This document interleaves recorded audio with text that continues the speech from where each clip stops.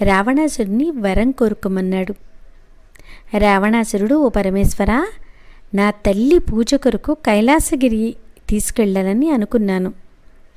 చతుర్ముఖుడైన బ్రహ్మదేవుడే నా జ్యోతిష్కుడు, లక్ష్మీదేవియే నా దాసి, దేవతలందరూ నా సేవకులు. బహోజ్వలమైన సువర్ణమయమైన నా లంకానగరం వంటిది ఇంకెక్కడా లేదు.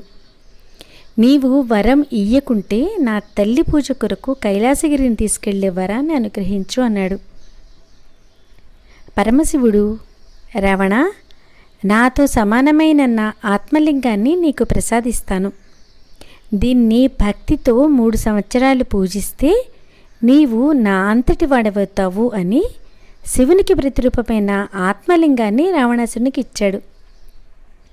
ఆ ఆత్మలింగాన్ని తీసుకొని రావణుడు భక్తితో నమస్కరించి లంకా పట్టణానికి బయలుదేరాడు.